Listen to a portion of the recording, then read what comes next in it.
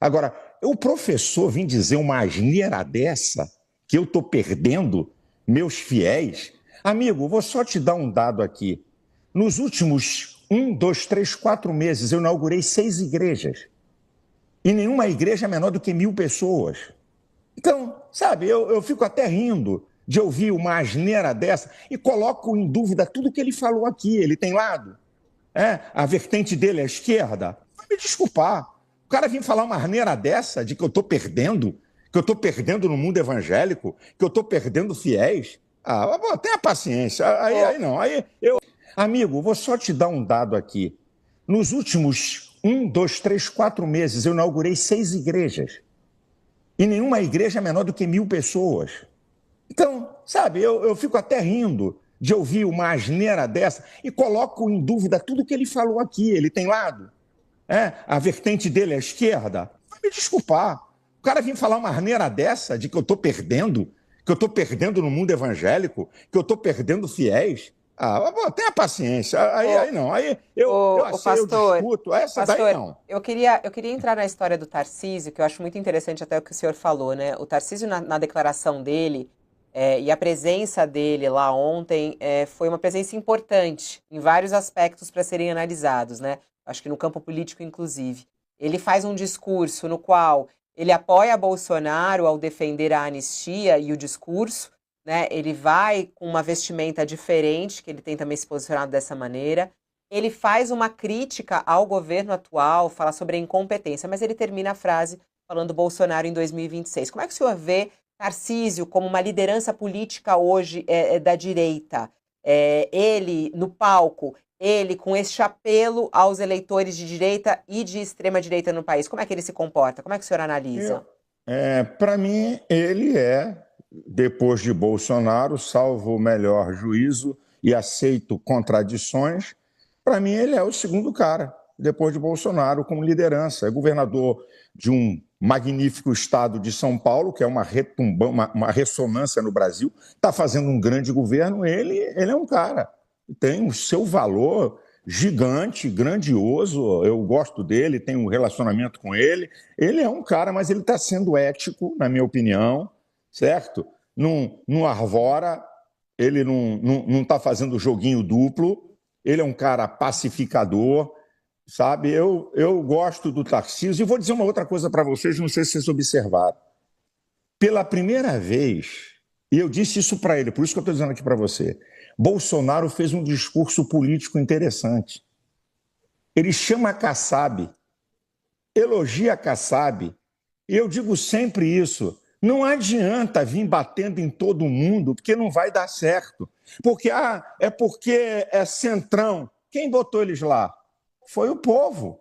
Então, amigo, você vai governar como? Você vai buscar apoio político para alguma coisa com quem? Anjo vai descer do céu para votar na Câmara e no Senado? Então, eu acho que Bolsonaro fez um discurso muito interessante, sabe, nesse viés de mostrar a importância de outros. Eu acho que foi interessante, que valeu muito.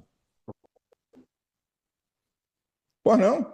O senhor diz que o senhor está no primeiro lugar da fila, né? E ao mesmo tempo o senhor diz que o Bolsonaro não tem que sinalizar para ninguém. Vai chegar a hora, e a hora não é agora. O que eu lhe pergunto objetivamente, pastor, no caso do Tarcísio, se ele for candidato à presidência, ele precisaria se desincompatibilizar em abril, né? E acha que essa hora que vai chegar para o Bolsonaro teria que ser antes de abril? Ou ele vai levar até agosto e aí praticamente inviabilizaria a candidatura do Tarcísio, não? Gente, pelo que nós estamos vendo, tá certo? O julgamento de Bolsonaro no Supremo Tribunal Federal, segundo as notícias, esse julgamento vai até novembro. Então, eu acredito que em abril do ano que vem, tá, as coisas vão estar... Eu acredito, tá? Não tenho bola de cristal, mas eu acredito que as coisas vão estar muito bem definidas para que Bolsonaro, então, possa se posicionar, porque Bolsonaro, solto, preso, o que for, vai ser o maior cabo eleitoral dessa eleição. Isso aí ninguém tira dele. Ninguém tira. Ele vai ser o maior cabo eleitoral dessa eleição para qualquer um da direita. Essa que é a verdade. Silas Malafaia, olha, agradeço a sua participação aqui, muito importante também ter sua fala aqui a respeito dos atos de ontem e sua visão aí sobre o futuro da política. Até uma Você, próxima você, oportunidade. Oi? você me permite dizer só uma coisa, um minuto? Fale. Olha, deixa eu dizer só uma coisa para vocês, sem nenhuma paixão, sem nenhum lado. E vocês sabem disso, vocês são jornalistas inteligentes. A esquerda lutou por anistia de assassinos, guerrilheiros, assaltantes de banco, sequestradores e gente que queria estabelecer um Estado proletário comunista. Eles lutaram por isso. E agora, não tem a sensibilidade, uma mulher de 70 anos, 67 anos, 63 anos, que não tinha uma pedra na mão, que não tinha um pedaço de pau na mão, ser tratado como terrorista, porque se é atentado contra um Estado, só pode ser isso. Então, com todo respeito, isso é uma vergonha ver a esquerda que lutou por anistia dessa cambada toda e todo mundo foi liberado, vir agora com um discurso contra a anistia. Eu só queria deixar isso aqui registrado. Muito obrigado. Deus abençoe vocês. Ridícula do Silas Malafaia. Vamos ver. Ó, tá aí, pessoal. Tá aí. Tá aí. Contra fatos não existem argumentos, né? Enquanto o Brasil, enquanto cresce o número de desempregados, enquanto cresce o número de pessoas em situação de vulnerabilidade, enquanto cresce a fome, enquanto cresce aí as pessoas que estão vivendo em situações caóticas, o Silas está abrindo igreja? Não é igreja. O Silas está abrindo empresas, e mais empresas, e mais empresas. A própria fala do cara é que, desse senhor, desse sujeito aqui, nos 3 últimos 4 meses, 3, 4 meses, ele abriu, é a fala dele. Então, aí vocês tirem as suas próprias conclusões, tá bom? Deixem o like, compartilha, eu volto a qualquer momento trazendo aí os bastidores e comentando esse mundinho pantanoso do gospel. Não, eu não acredito que eu ouvi, que eu assisti uma pataquada dessa. Ô Silas, enquanto você está abrindo igrejas, se é que é igreja, porque na verdade são empresas, né? Tem uma aqui na Moca, aqui em São Paulo, tem em Santo André, não é verdade? E são, diga-se de passagem, que você é bem estrategista, né? Você está imitando o Valdemiro, porque o Valdemiro começou a abrir templos, mas com galpões, aquela estratégia toda. Aqui na Moca você comprou, alugou, sei lá o que você fez. Olha, o complexo ali é grande, hein? É grande ali.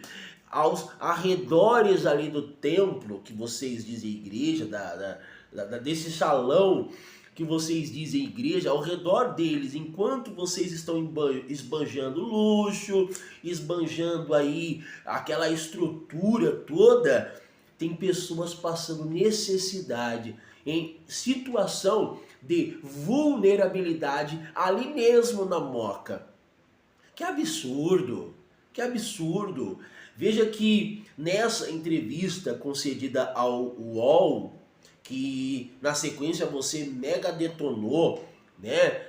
Mas enfim, é bem nítido que nessa entrevista, Silas Malafaia, o senhor ali, na verdade, esbanjou soberba e que eu sou influente, e que eu abri igreja, que não sei o que. Se é que é igreja, gente. Gente, que situação é essa? Olha, quem tiver que ter um encontro com Jesus, por bem ou por mal vai ter. Por bem ou por mal, digamos assim. Pelo bem ou pelo mal. Porque se depender dessas organizações, que na verdade são desorganizados, não é? Porque é uma dissensão religiosa, se depender dessa gente para as pessoas se achegarem a Deus, olha, gente, essas pessoas vão se afastar de Deus. Se depender de Silas Malafaia, se depender dessa gente toda que se autoproclama de Deus, que se autodenomina de Jesus Cristo, se depender dessas pessoas, as pessoas elas vão se desviar de vez.